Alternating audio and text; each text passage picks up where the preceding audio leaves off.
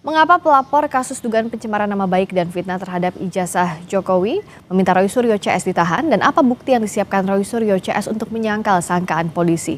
Kita bahas bersama Ade Darmawan, Sekjen Pradi Bersatu, dan juga Rizal Fadilah, Wakil Ketua TPUA yang kini berstatus tersangka kasus ijazah Jokowi. Selamat malam, Bung Ade. Selamat malam, Mbak Friska. Dengan Pak Rizal Fadilah nanti kita masih coba perbaiki komunikasinya. Pihak Anda tampaknya sejak kemarin bersuara ingin segera ditahan untuk Roy Suryo CS. Kenapa? Ya karena gini Mbak Fris, bahwa ini berulang kali ya terlepas naik status dari tahapan penyelidikan saja ke penyidikan itu kan sudah ditemukan ada peristiwa pidana.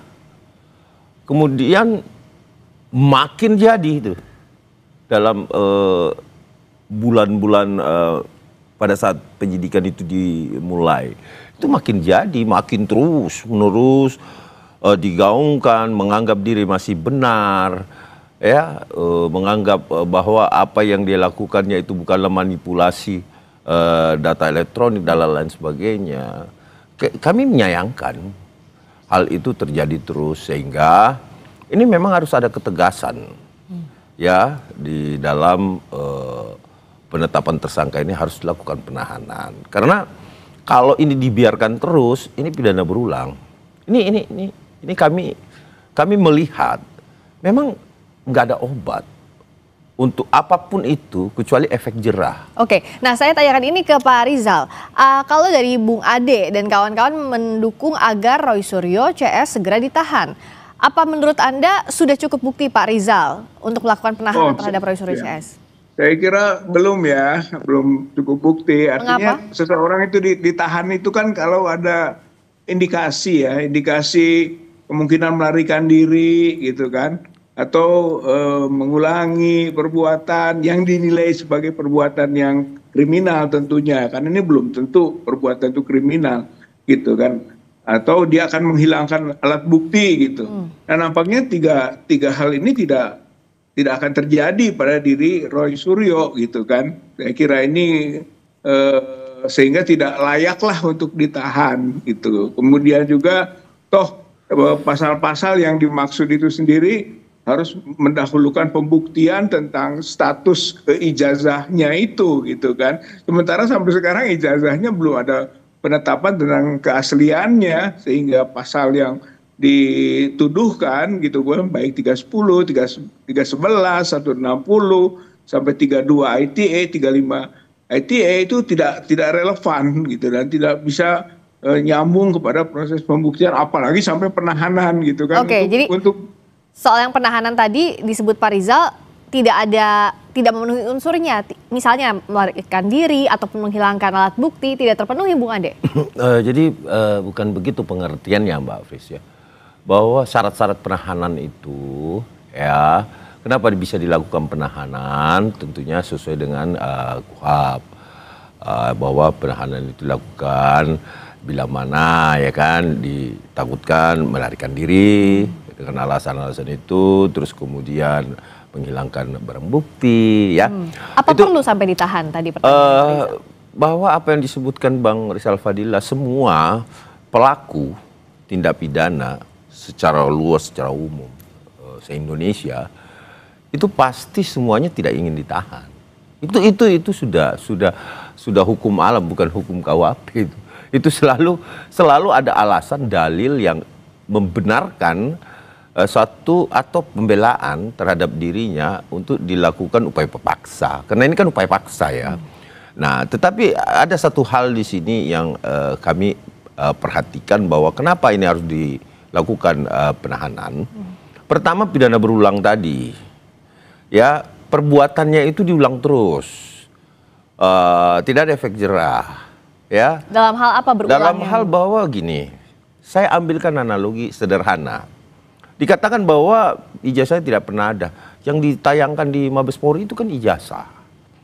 Kalau ditunjukkan kepada Roy Suryo CS, iya, belum pernah ditunjukkan kepada Roy Suryo CS. Karena Pak Roy Suryo CS ini bukan mau melihat ijazah. Tapi mau memegang, mau meneliti. Sementara dia bukan peneliti yang ditunjuk oleh negara, ya, memiliki diakui oleh negara bahwa Anda adalah peneliti yang sah, ya kan? Ah, ini persoalannya di situ. Oke. Jadi bukan mau supaya ditunjukkan pada rakyat, tidak. Kalau ditunjukkan pada rakyat. Oke, saya akan tanya ke Pak Rizal. Katanya harusnya ditahan karena mencegah pidana berulang, termasuk ijazahnya ini ada, cuma bedanya tidak ditunjukkan langsung kepada Pak Roy Suryo. Anda sepakat dengan ini? Usai jeda di Sapa Indonesia Malam. Kita usai jeda ya Pak ya, kita lanjutkan. Pak Rizal silakan dilanjutkan.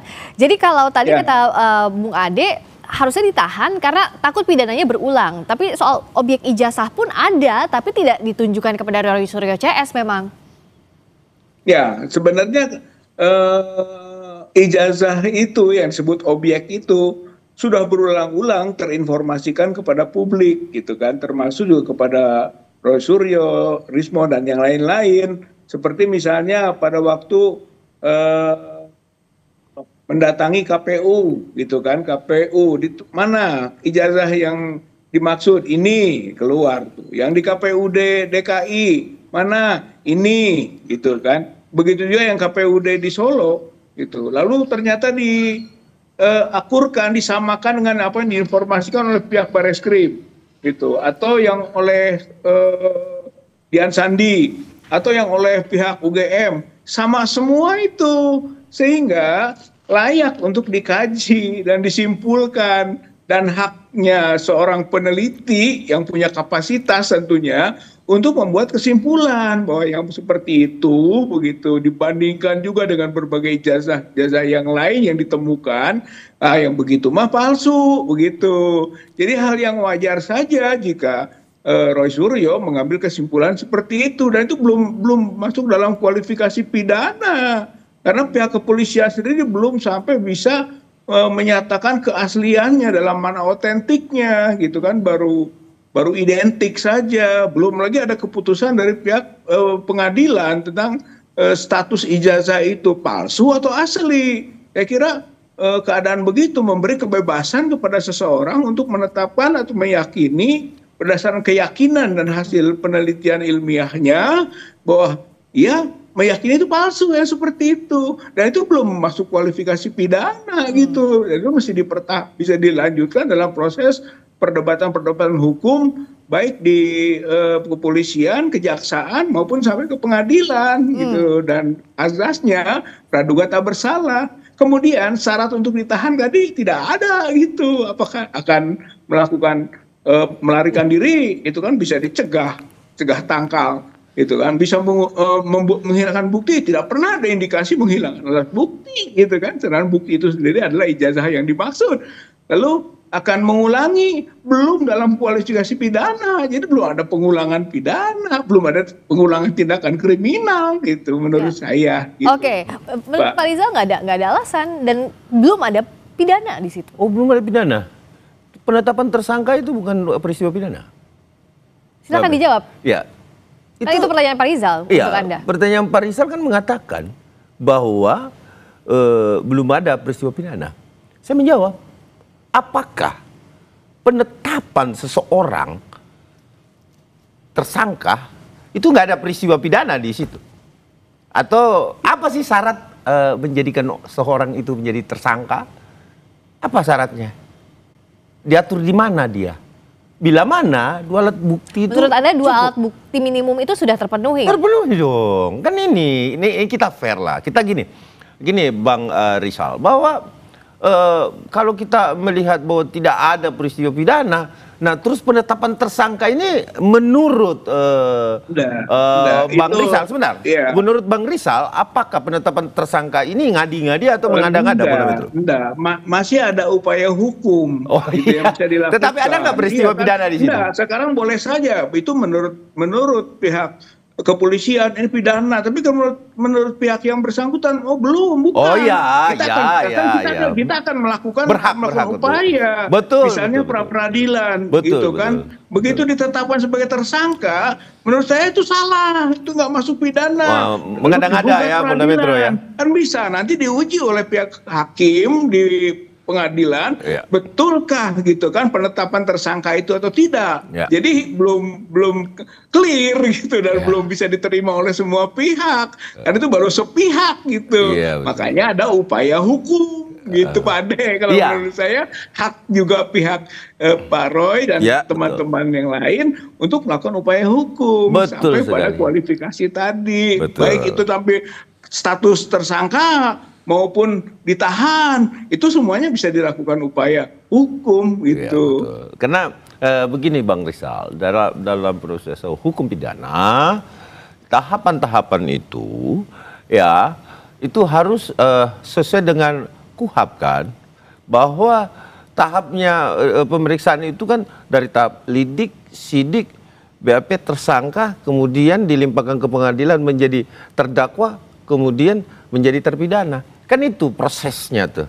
Itu proses Iya, rangkaian betul, yang betul, Pak yang Ade. terjadi pada itulah hukum pidana kita kan, itulah hukum Iya, pidana kita. paham.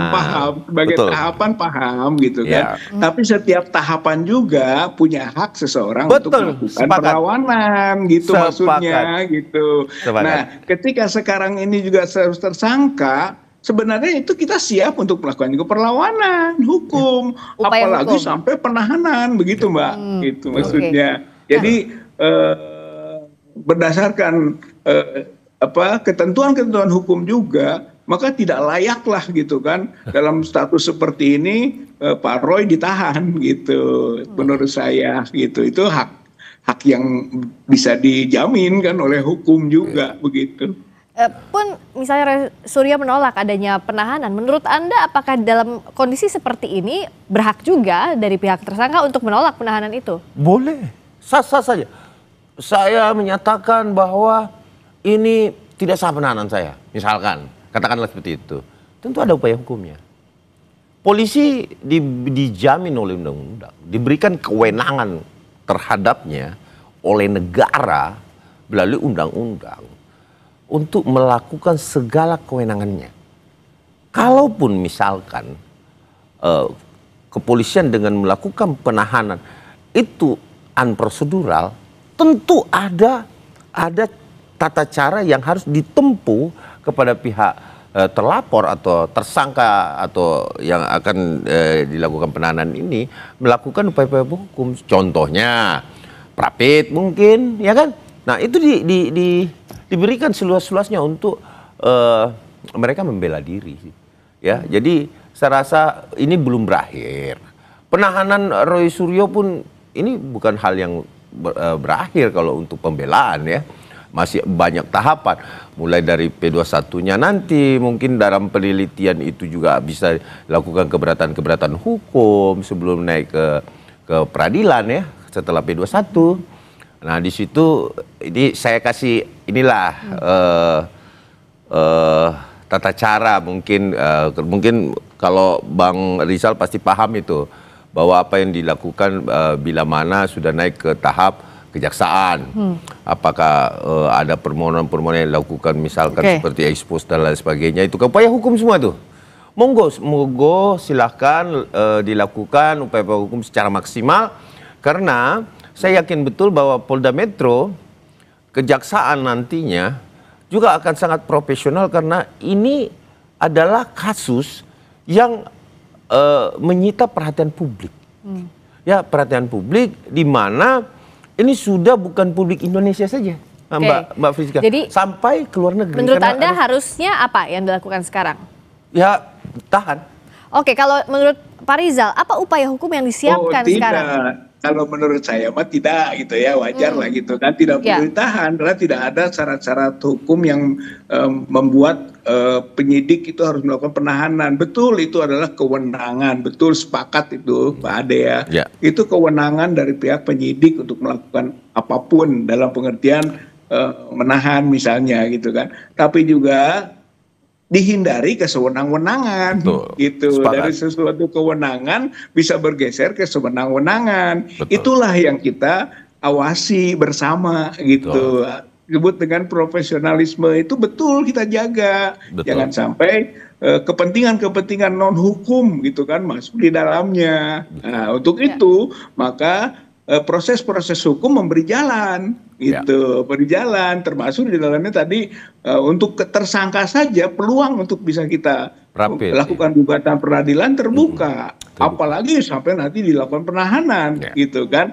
Nah itu bisa juga kita lakukan perlawanan atau upaya misalnya penangguhan penahanan, gitu kan, ada dengan jaminan dan sebagainya, itu masih bisa dilakukan, betul lah.